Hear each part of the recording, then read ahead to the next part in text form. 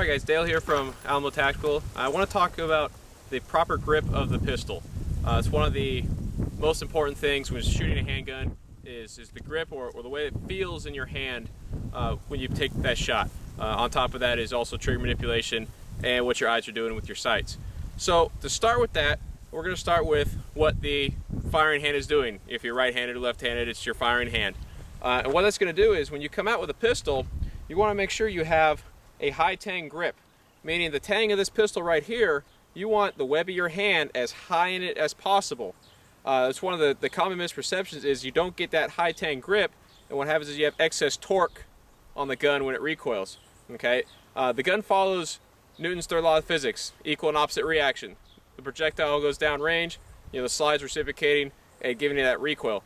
It takes a path of least resistance. If you give it a path of least resistance, it's going to take it. So if you grip the gun too low, you're going to have excess torque, excessive muzzle flip. Okay, so you want that high tang grip.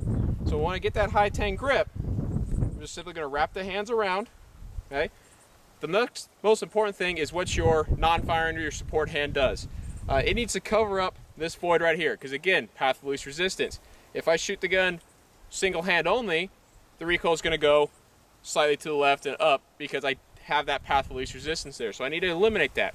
How I'm going to do that is I'm going to bring the support hand in, and the first phalange, the first knuckle in your thumb is going to rest right in the curvature, or the second knuckle in your firing hand thumb.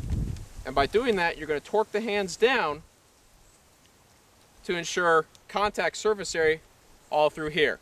That's very necessary. If there's any kind of daylight or any loss of contact here, you're going to have that least resistance pathway, and you're going to have an inconsistent grip of the gun, which is going to lead to errant shots when we start working at higher speeds.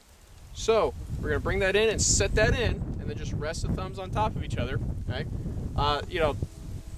Some instructors talk about how having the thumbs high, it helps mitigate recoil. That's just causing more daylight in here and causing less surface area contact, which is actually going to lead you to a less efficient recoil management. So again, you want to bring it in here, get that surface area contact, bring it down. You can rest your thumb right along the frame right here. You're not going to interfere with your trigger finger unless you've got gigantic Yeti hands. So we're going to set that in, contact the frame, rest the thumb on top of the other one, and then we're going to present out to the target. When we present out to the target, we're going to extend out both our arms equally.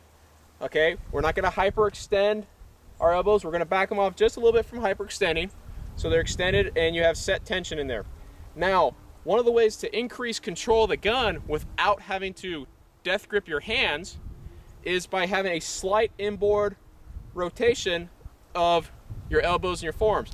What that's doing is that's putting more grip and friction on the top of the gun right here, which is as close to the bore axis as we can get, which is what we want to control the gun efficiently.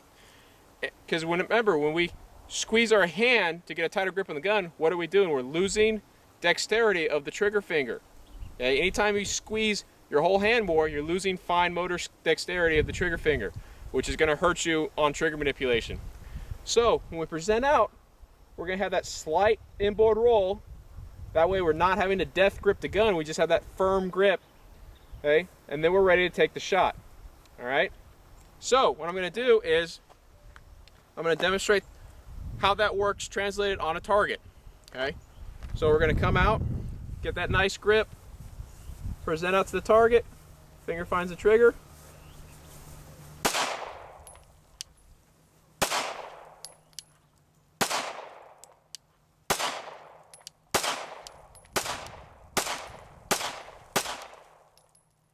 And there we go. Thanks, guys.